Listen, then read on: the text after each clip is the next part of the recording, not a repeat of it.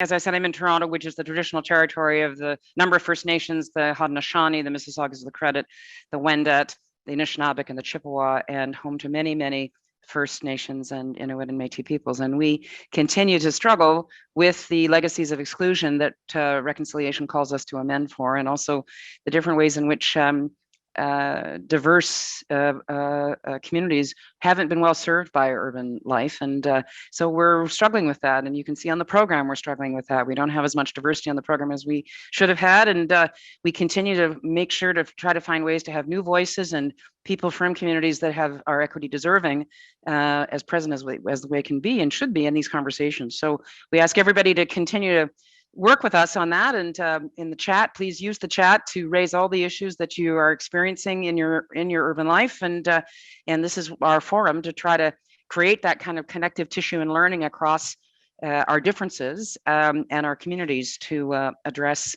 and to be thoughtful about how we emerge from COVID. So joining me this morning, fortunately, are two important municipal leaders, Carol Saab, who's the CEO of the Federation of Canadian Municipalities, and Mayor Mike Savage, the Mayor of Halifax, who also happens to be the chair of the Big City Mayors Caucus. So I'm looking forward to having a chance to hear from them what they see as the political priorities going forward and what the role of municipal electeds are in advancing the discussions that we're having.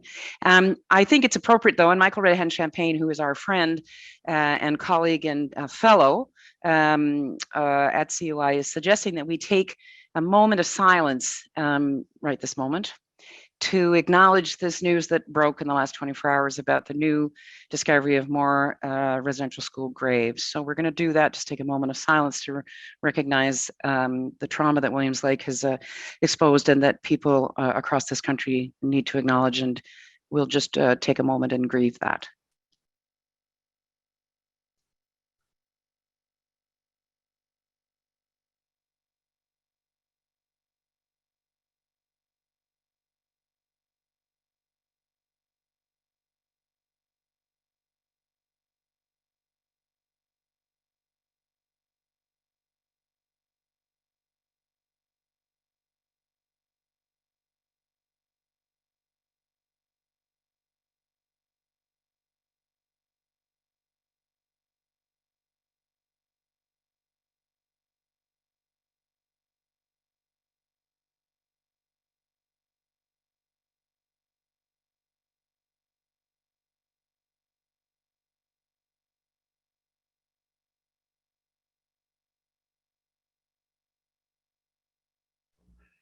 Thanks for that. It's a poignant way to start today and to move from a centered place, a grounded place in the ancestral territories that we all are settlers and visitors on. Thanks, Michael, for flagging that. And Michael, thanks for joining us from where I bet is chilly, but I hope sunny Winnipeg.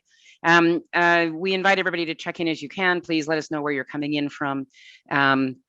And we're going to have an action-packed next day. I can give you a little of the highlights from yesterday for those of you who weren't on, although just looking at the chat, many of you were with us yesterday, and it's a bit of a marathon here, to a solid 6-hour stints or 6.5-hour stints. We're trying to make the point here that this is just a conversation that begins, and it's going to need to continue through 2022, what our priorities need to be as we advocate for what cities need, and what remembering that the Canadian Urban Institute focuses on cities with the small c. So we're about all the different components that make up urban life and that make up cities. And our colleagues here are going to talk to us specifically about the municipal leadership that they're providing with mayors and with city council members across the country. But this next session for this afternoon, or in this morning for the West, is focusing on economies, on the role of economic development in terms of city staff and different kinds of civic organizations like business improvement areas that are doing really Herculean tasks here to try to figure out how we were going to get through COVID, how the businesses were going to get through, and how we as patrons of businesses were going to get through the last 2 years. And now we're going to move our attention, obviously, to what happens as we recover. What's the longer term impact of these lockdowns and all the different things that were exposed through COVID. So we're going to hear about the mental health challenges that we now see really much more viscerally to the surface. And we're going to hear about public safety and what the implications are for that. We're going to talk about culture important role of culture and recreation and different kinds of activities, not only for attracting tourists, but also just feeding the locals. How do we actually celebrate urban life together, or our communal life together? And how do we need downtowns to be reimagined to do that? Yesterday, we dealt with housing and transit and a whole bunch of other topics, but none of this is going to get solved in a 2-day summit. It's a discussion that needs to be ongoing. And so we look forward to engaging with you over an extended period as we try to build more and more awareness, and also expose good solutions. And that's part of the business that CUI is in, is creating platforms to share best solutions and best approaches, because all of you out there are doing interesting things, and we all need to hear about it so we can, the old story, imitation is the highest form of flattery. So you're trying something, we want to try it too. And so that's also part of CUI's work with the federal government and with Community Foundations of Canada for the Healthy Communities Initiative, which is placemaking across the country. You'll see during the breaks, in addition to the fabulous summit on the city playlist that CUI staff put together, which everybody's agreeing is fantastic, you'll see slides of those sessions, some of the highlights of those projects, and you'll also see examples from My Main Street, which is again a partnership with the Economic Developers Council of Ontario, little pilot in Southern Ontario to support main streets. And there are lots of examples from Southern Ontario that are also in those slides. So if I can invite the mayor and Carol to open their cameras so that I could see them. Hello. And welcome them here to the summit on the City Recovering Downtown session. Very appreciative of you too. Look at that backdrop. Mike, you've just look at the sun shining in Halifax today. Magnificent. Beautiful. It's always beautiful there, I'm sure. And Carol is in front of a studied set of books. I always tease her, how many books of those really has she read? And you know me, I have my preserves behind me. And this is my tomato sauce and various things. Anyway, Mike, I'll go to you first if I could. You've got a big job, not just running Halifax, and there've been lots and lots of participants from Halifax on yesterday, just so you know, and I'm sure they're in the chat now too, but just so you know, your city has been, your regional municipality has been very vocal and well represented. We had your wonderful chief librarian on yesterday talking about the potential of libraries. She was fabulous with her colleague from Calgary. And Paul McKinnon was present on almost every session. I'm going to give him a gold star. So not only do you have that role, but you also lead the Big City Mayor's Caucus, and you and Carol together are in constant, I'm sure, constant contact with the Government of Canada and with the Prime Minister's office and with various ministers. So we're here to hear from you what you as a dynamic duo are advancing in terms of the advocacy about the future of cities in this period, and what the Government of Canada's disposition is going to be towards us. So I'll ask you a couple of questions specific to yesterday over the next couple of minutes, but I'm interested for you just to start off, Mayor Savage, if you would, and just give us a bit of a high level in terms of what's on your mind. Sure. Well, thank you very much, Mary. I believe you've been to Halifax before, quite often. Look, first of all, let me acknowledge that I come to you from Mi'kma'ki, the unceded territorial land of the Mi'kmaq people, and the peace and friendship treaties signed with the Mi'kmaq, as well as the Maliseet and the Passamaquoddy with the Crown, are very important. We consider ourselves here to be all treaty people. I did see Paul flash by on the chat, the resplendent Paul McKinnon. I also noticed Osa, our librarian, and if anybody's looking to really jumpstart a downtown, just go and hit it out of the park like we did with our central library a few years ago. It's hard to believe that was probably 2015. So it's good to have them and everybody else on the call as well. It's occurred to me as I was sitting reflecting over the Christmas period, studying my documents for regional council and for the Big City Mayor's Caucus on Christmas Eve, Christmas Day, and Boxing Day, that there's a number of things we all realize were touch points for us for COVID. And for me, one of the things that really struck me during COVID was coming into my office every day. The mayor's office is in City Hall, which, like in lots of cities downtown, and just seeing the quietness of Argyle Street, which is one of our real entertainment districts, which you would know, and feeling every single day, just palpably feeling how downtowns and main streets have been impacted by COVID and the challenge that we have with COVID. So, there's some good things that, if we hadn't redeveloped downtown Halifax and brought in as many people to live downtown as we had over the last decade, it would be even worse because the offices have certainly emptied out. so working with Paul McKinnon and our bids and a number of others, we've been very active trying to understand the dynamic.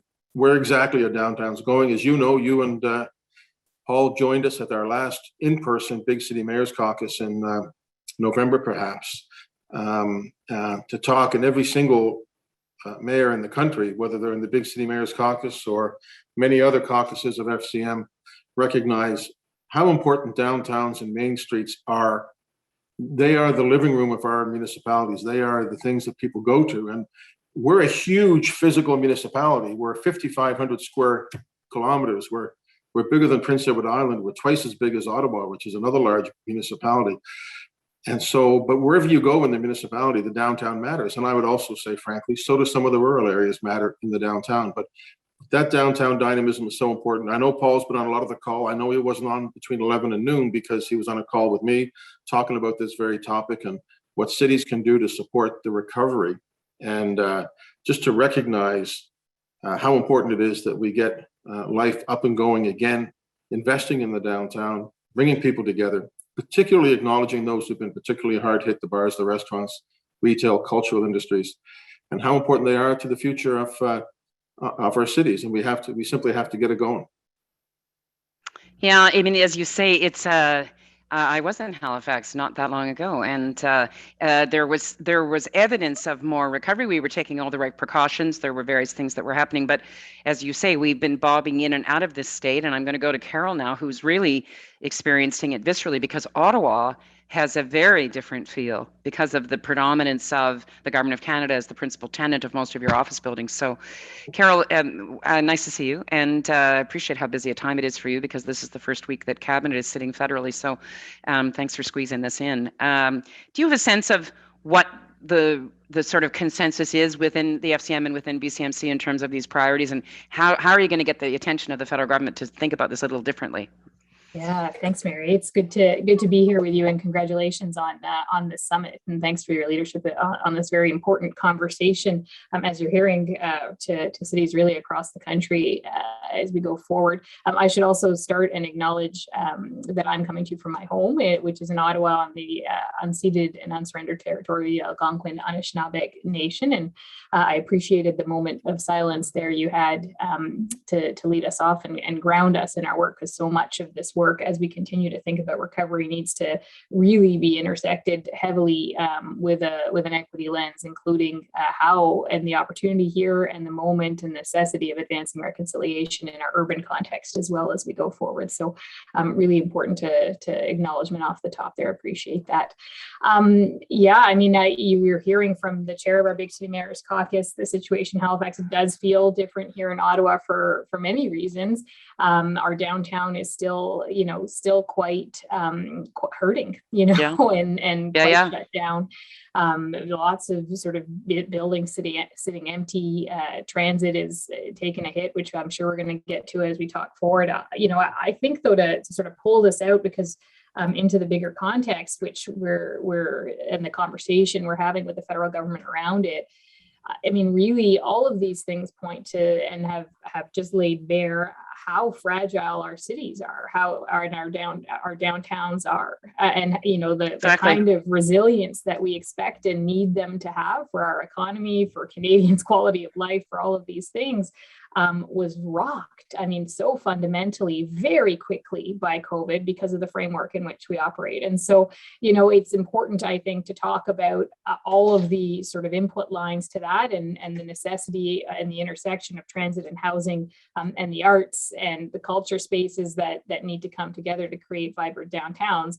And also a real moment to take a step back and say, how come we were so vulnerable? What does this mean? How do we fix this given what we expect out of cities going forward? And to really have an ambitious conversation around that. So that's where we need to do some emergency triage work here to help cities continue on transit, to really, this has got to be a moment for housing and housing affordability and the full spectrum really from homelessness forward. And beyond that, we need to have a bigger conversation about how to make our cities more resilient to whatever the next shock is, right? Whether it's a climate emergency, whether it's another pandemic, whatever might come, we've got to learn some lessons here. Yeah. I mean, I'm with you on this, and the interesting thing is, you know, we said it from the beginning. You know, we're all in the same boat, and then people say, well, no, actually, we're not all in the same boat. A lot of people don't have a boat, and so we started to adjust our language. But the interesting thing is that this unit called the downtown exists at almost every scale. So in larger cities, maybe there are several downtowns. I'd be interested, Mike. You know, I hear you. You know, you're a huge landmass. You of all cities have more than one downtown, because Dartmouthers, of course, want to say they have a downtown, and I'm sure you have other neighborhoods that would say they have a downtown. So it's a curious discussion for us to be having about how do we get federal policy to be that targeted, I guess, and even municipal policy to get that to be that targeted. It's interesting for us to explore when we talk about housing, for instance. Can we bring more housing into downtowns or into commercial districts? And what is that going to take? Mike, you and I talked about this a bit when I was there. You have some empty office floors or buildings that could be potentially converted. It was talked about a little bit yesterday. Could we have more? The neighborhoods that have had more diversity are, as you suggested, Carol, they're more resilient if there is more use. Ottawa, you've got a number of commercial buildings that are largely empty. Could they be converted? Can we get people to get their heads around that? Introducing housing. What do you think? Well, I certainly think so. It's funny, the call I mentioned I was on before with Paul, Andy Fillmore was on as well, and I just sent him a note because he and I have talked about federal support for moving commercial to residential, particularly in the downtown area. And I think there's a lot of opportunities for that here in Halifax. I know there is, across the country, and that's a really important piece. So we have to work on who's living in the downtown, and we also have to, of course, look at who's working in the downtown, and then even more importantly right now, who's not working in the downtown that used to work in the downtown, and are we going to get them back into the downtown? And how do we do that? And what about the people that are downtown? So we know that there are a lot of people that have challenges around mental health or addictions or are homeless, and a lot of those populations are accustomed to getting services that have been located into downtowns. This is true across the country, and those services have shuttered or they're overwhelmed or whatever. And so now we've got a situation, as we know, where downtowns feel threatening to some folks because they don't actually know how predictable the environment is. Maybe we're not that skilled at knowing how to actually interact with people who have different kinds of circumstances. And so I'm interested, Carol, is mental health in the psyche for you guys as you advocate to the feds? Again, mental health being seen, or health being seen as a provincial jurisdiction, but how can we get, I know that Mayor Nenshi and others were championing this last year about a mental health strategy, and what's the thinking on that? Yeah, it's a big part of our thinking, and I'm glad you're raising it. An important part of this conversation. I mean, I'm sure what you've been sort of highlighting throughout the summit so far has been how these things are intersected so heavily and reliant on one another to achieve sort of collective success for the downtown. And mental health is a big part of that. You know, when we're talking about housing, we're also talking about supports to make real supportive housing a possibility. I mean, without that, we're not going to crack the nut and have folks housed and be addressing mental health in the way that we need to as well going forward. And so we are going to continue to prioritize a big conversation on mental health. I want to give you an example, Mary, but I wasn't able to attend a bunch of the sessions yesterday, and did anyone from Calgary jump in and talk to you about their downtown's work? If not, I'll highlight. Oh yeah, you're segueing into our next session perfectly. Tom Mahler is in the wings, waiting to come in and talk to us about the downtown strategy. But as you say, it's that the reason we're going to talk to those local folks immediately after is that it is possible at the local level to think horizontally and actually integrate these levels of attention. So housing and mental health, and I think that's partly yours and my little commission, Carol, is that we help tell the story to the national government that there's actually solutions on the ground that they could be great. Right, that they could be supporting. So last thing, with the last few minutes, Mary, could I just say something? Yes, go ahead, Mike. You know, when we have our big city mayors meetings, we always invite the Prime Minister, Deputy Prime Minister, the infrastructure, housing. Our next meeting, I think we've invited Carolyn Bennett to come and to talk about. I think she's accepted, Carol, has she? To come to the meeting. Yeah. Well, so, good.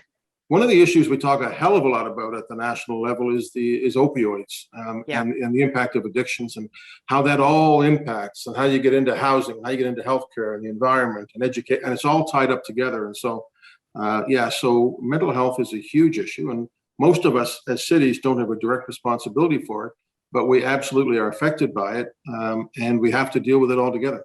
Like so many things, eh? You may Yeah. not have direct responsibility Yeah. for it, but Yeah, the regular absolutely. folk think you're responsible for it. So they blame you for housing or whatever else. I know this is true of so many local leaders. They have to wear it all. And during COVID, you had all your municipal staff have had to become fabulous multitaskers and suddenly go and do a bunch of other things. And as I've said anecdotally before, I know there's not a single city staffer out there that stood there when they saw a crisis in front of them and said, well, it's not actually my jurisdiction. I mean, I'm sure they just rolled their sleeves up, just as community folk have been doing, rolling their sleeves up to figure out how we're going to support each other. So with the few minutes left we've got, here's the critical thing, and we know it's going to surface again and again and again. Transit. We know that getting people around is critical. You've had systems across this country functioning at 30%, 20% ridership. They are dependent on the fare box to balance the budgets. You're all with a big honking hole. What are you going to do in the immediate? And then, Carol, I'm interested what the strategy is at FCM with BCMC to see if we can get a different kind of funding approach to transit going forward for Canada, the way other countries have. Where are you on that? Who wants to speak first about that? Let me I'll leave some of that for Carol, but absolutely the operating, people don't think about it as much, but we all have plans. We've been successful in achieving some funding for electrification and rapid transit and studying electric ferries and things like that. That's really important. But a lot of us will tell you, if we can't afford to keep the transit systems going that we have now, which are good for the environment, good for the roads, good for our health, then we got a real problem. And so transit operating, I mean, John Tory is looking at somewhere between 600 million and $1 billion a shortfall just on operating transit. So we do need the help. And I know the feds are saying, look, you got to get the provinces too. We've carried the load, a lot of the load on COVID relief, but we can't just simply stop running the buses, because then people don't get to work. Right. You know, the nurses don't get to work. The public health people don't get, the people who work in the pharmacies and the grocery stores don't get to work. And so we have to keep the buses going. It's been a real challenge. We've kept them going. We do need some help. And Carol can talk about sort of our plans going forward. There have been a lot of conversations, politician to politician, staff to staff. Carol? Yeah. Thanks, Mike. I mean, you've summed it up well. We're really, and really what's at stake here, you've given the Toronto example. TransLink in the Vancouver region is looking at 100 million. I mean, the numbers are staggering and quite impactful. And what's at risk is been really covered by the mayor. And so we've been, Mike and I were just talking to each other this morning about this. We've been living and breathing, trying to find a solution to transit. And I think that conversation is progressing, but again, back to this point, Mary, that it just shows you how not sustainable this is, how not tenable it is for the long term. And I think transit, we need to put it in the bigger picture of how cities are funded, what powers and levers they have accordingly to be able to have sort of a more sustainable conversation going forward. And I'm glad you've got the Calgary folks coming up next. They're doing amazing work locally. And I think, to your point, Mary, what we need is not only the local leadership to think horizontally and be driving that kind of an agenda, but that we need to convince governments at the different orders to have that conversation in that way. What Calgary has done on their own is massively scalable. Just exactly. For Calgary, but across the country. And that's where the thinking is going to happen, where we can tie these pieces together and really advance a more sustainable, tenable solution for cities in the long term. Yeah, I go semi-crazy when people talk about, they need another bailout.